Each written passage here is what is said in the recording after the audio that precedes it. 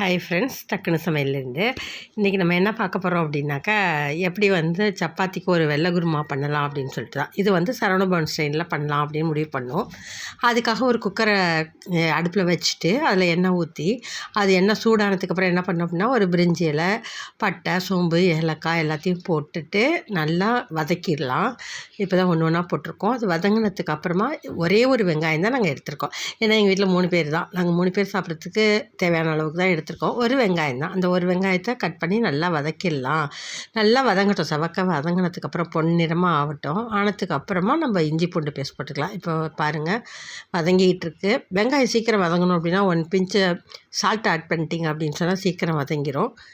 இப்போ நாங்கள் உப்பு போடலை, நான் சும்மாவே தான் வதக்கியிருக்கேன். இப்போ ஜிஞ்சர் கார்லிக் பேஸ்ட்டு போட்டுடலாம். எந்த அளவுக்கு உங்களுக்கு மசாலா தேவையோ அந்த அளவுக்கு ஜிஞ்சர் கார்லிக் பேஸ்ட் போடுங்க. ரொம்ப நாங்கள் மசாலா சாப்பிட மாட்டோம் அப்படின்னா கொஞ்சமாக போட்டு வதக்குங்க போதும்.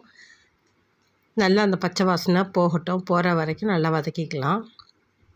நல்லா வதங்கிட்டுருக்கு. இப்போ தான் நீங்கள் ஃபஸ்ட் டைம் டக்குனு சமையலை பார்க்குறீங்க அப்படின்னு சொன்னால் மறக்காமல் சப்ஸ்கிரைப் பண்ணிவிட்டு பக்கத்தில் இருக்கிற பெல் ஐக்கானை ப்ரெஸ் பண்ணிவிடுங்க. அப்போ தான் நான் போடுற வீடியோலாம் உங்களுக்கு நோட்டிஃபிகேஷனாக வரும். இப்போ அடுத்தது ஒரே ஒரு தக்காளி மீடியம் சைஸில் எடுத்துட்டு அதை கட் பண்ணி அதில் போட்டு வதக்கிட்டுருக்கேன். உங்களுக்கு புளிப்பு அதிகமாக தேவைப்பட்டுச்சு அப்படின்னு சொன்னால் 2 தக்காளி கூட நீங்கள் போட்டுக்கலாம். நல்லா போட்டுட்டு நல்லா மேஷ் ஆகிற அளவுக்கு வதக்கிடுங்க. தக்காளியோட அந்த பச்சை வாசனை எல்லாமே போயிடும். போனதுக்கப்புறம் இப்போ நறுக்கி வச்சுருக்க எல்லா காயையும் போட்டுடலாம். என்னென்ன காய் போட்டோம் அப்படின்னு சொன்னால், கேரட், உருளைக்கிழங்கு, காலிஃப்ளவர், அப்புறம் பீன்ஸு, பச்சை பட்டாணி இருந்தால் பச்சை பட்டாணி போட்டுக்கலாம். இது எல்லாமே போட்டாச்சு. இப்போ போட்டுட்டு எங்களுக்கு தேவையான அளவுக்கு தான் நாங்கள் போட்டிருக்கோம். ஒரு கேரட் அதே மாதிரி தான் எடுத்து போட்டிருக்கோம். இந்த அளவு எங்களுக்கு தேவையான அளவு தான். எல்லாத்தையும் போட்டாச்சு. இப்போ 1.5 பச்சை மிளகாயை நான் நீல வாக்குலாம் கீறி போட்டேன். அதையும் போட்டு வதக்கிட்டு உப்பு போட்டாச்சு. தேவையான அளவுக்கு உப்பு போட்டிருக்கேன். போட்டுட்டு நல்லா வதக்கி விட்டுருவோம். எல்லாம் ஒன்றா சேர்கிற அளவுக்கு நல்லா வதக்கி விட்டுருவோம். இப்போ தேங்காய், சோம்பு இதெல்லாம் அரைச்சி தண்ணி, கசகசா, முந்திரி பருப்பு இது எல்லாமே நான் தனியாக அரைச்சி பேஸ்ட்டாக வச்சுருக்கேன். அந்த பேஸ்ட்டை அதெல்லாம் கொட்டிடுறேன். கொட்டிட்டு நல்லா கலந்து விட்டுருவோம். கலந்து விட்டுட்டு எந்த அளவுக்கு தண்ணி தேவையோ மிக்சியை கொஞ்சம் கழுவி அதில் ஊற்றிடுங்க. நல்லா அலம்பி ஊற்றிட்டிங்க அப்படின்னு சொன்னால் அதுக்கு தேவையான அளவுக்கு தண்ணி ஊற்றிடலாம். ஊற்றிட்டு குக்கரை லிட்டு போட்டு மூடிட்டு ஒரு விசில் போட்டு விட்டுட்டிங்க அப்படின்னா 2 விசில் எனக்கு தெரிஞ்சது போதும். எல்லாமே வெந்துடும், காய் எல்லாமே. 1 டம்ளர் ஊற்றினேன். எனக்கு கொஞ்சம் கெட்டியாக இருக்கிற மாதிரி இருந்துச்சு, அதனால் திருப்பி ஒரு 1/2 டம்ளர் ஊற்றினேன். ஊற்றிட்டு விசில் மூடி போட்டு கிளறி விட்டுட்டு நல்லா மூடி போட்டு வச்சாச்சு.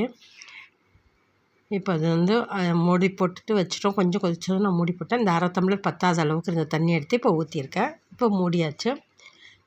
விசில் 2 விசில் வந்ததும் ஆஃப் பண்ணிட்டீங்க அப்படின்னா சூப்பராக சைட் டிஷ்ஷு உங்களுக்கு இதுக்கு கிடச்சிரும். இதுதான் நான் அரைச்சி போட்ட மசாலாவுக்கு போட்டது. தேங்காய், ஒரு 10 முந்திரி பருப்பு, கொஞ்சம் கசகசா போட்டுக்கிட்டோம், சோம்பு போட்டுக்கிட்டோம், அவ்வளோதான். வேறு எதுவும்லாம் போடலை. போட்டு அப்படியே அரைச்சாச்சு. கசகசாவை கொஞ்சம் தண்ணியில் ஊற வச்சுட்டு அரைச்சிட்டிங்கனாலே நல்லா நைஸாக இருக்கும். இதுவே நைஸாக தான் இருந்துச்சு. நீங்கள் வேணும்னா ஊற வச்சுட்டு கூட அரைச்சிக்கோங்க. வெந்நீரில் ஊற வைங்க. லாஸ்ட்டாக இறக்கிட்டு கொஞ்சோண்டு கொத்தமல்லி எடுத்து மேலே தூவிருக்கோம் நல்லா வாசனைக்காக.